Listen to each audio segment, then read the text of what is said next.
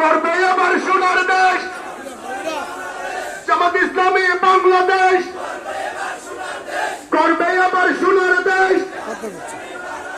বিজয়ের এই দিনে আবু সাইদ মনে পড়ে